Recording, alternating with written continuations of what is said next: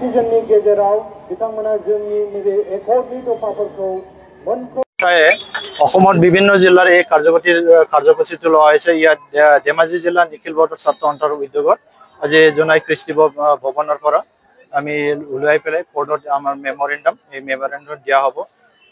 এই কাৰ্যসূচী লোৱাৰ কাৰণটো এইটোৱে হ'ল যে আমি 2020 চনত বড়োৰ যি পিচ একৰ্ড আমি কৰি আহিছিলোঁ, তাৰ এই বড়ো পিচ একৰ্ডৰ যি দফা, এই দফাবিলাক কিছুমান ইমপ্লিমেণ্ট হৈছে, কিছুমান এতিয়ালৈকে ইমপ্লিমেণ্ট হোৱা নাই।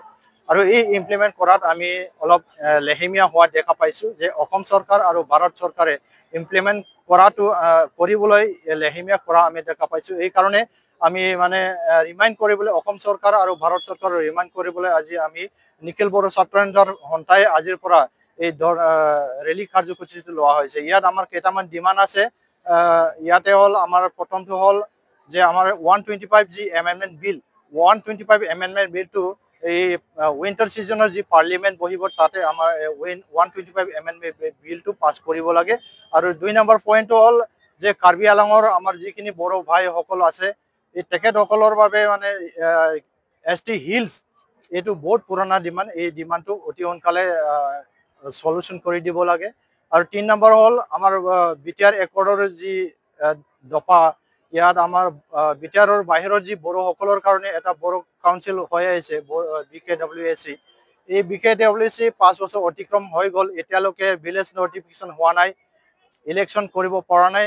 এইকাৰণে আমি অসম চৰকাৰ আৰু ভাৰত চৰকাৰৰ আজিৰ এই ৰেলীৰ পৰা আমি ডিমাণ্ড কৰিছোঁ যে অতি সোনকালে আমাৰ বড়ো কছাৰী কাউন্সিলক যে ভিলেজ নটিফিকেশ্যন অতি সোনকালে কৰি দিব লাগে, ইলেকশ্যন অতি সোনকালে কৰি দিব লাগে, এইটো আমি দাবী জনাইছোঁ। আৰু BTRৰ বাহিৰৰ আৰু BTRৰ যিমানখিনি কলেজ স্কুল ভেঞ্চাৰ আছে, এই কলেজ স্কুল ভেঞ্চাৰ আৰু যিমানখিনি শিক্ষক খালী আছে, এইবিলাক অতি সোনকালে পূৰণ কৰি দিব লাগে। আৰু যি BTRৰ বাহিৰত যি স্পেচিয়েল টেট পাতিম বুলি কৈছে, এই স্পেচিয়েল টেটটো অতি সোনকালে পাতি দিব লাগে, এইখিনি আমি দাবী জনাইছোঁ। আৰু যে আমাৰ যি NDP ভাইসকলে যে বহুত দীঘলীয়া তেখেতসকলে জেলত এতিয়াও আছে, কিছুমানৰ এতিয়াও কেছটো আছে।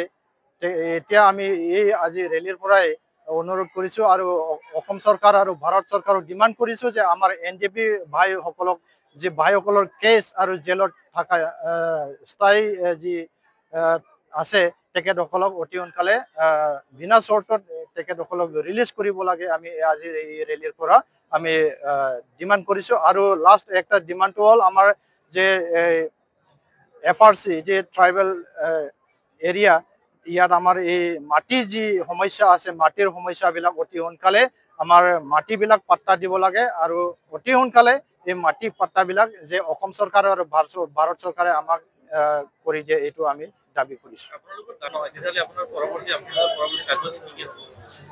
আমাৰ দাবী যদি অসম চৰকাৰ বা ভাৰত চৰকাৰে যদি শুনিব মন নাই বা তেখেতসকলে আমাৰ দাবীটো যদি পূৰণ কৰিব মন নাই, আজি এই ৰেলীৰ পৰা আমি তেখেতসকলক হুঁচিয়াৰ কৰি দিছোঁ যে আজি এই ৰেলীত যিমানখিনি 1000 বা 1500 আমাৰ বড়ো ভাইসকলে, আমাৰ দল সংগঠনে যিমানখিনি ভাগ লৈছে, ইয়াতকৈ আৰু বেছি আমি তীব্ৰতৰ ষ্ট্ৰংভাৱে আমি শক্তিশালীভাৱে আন্দোলন কৰিম। আৰু অহা 29 নৱেম্বৰত আমি দিল্লীতো এই কাৰ্যসূচীটো লৈয়ে আমি ধৰ্ণাটো আৰম্ভ কৰিম।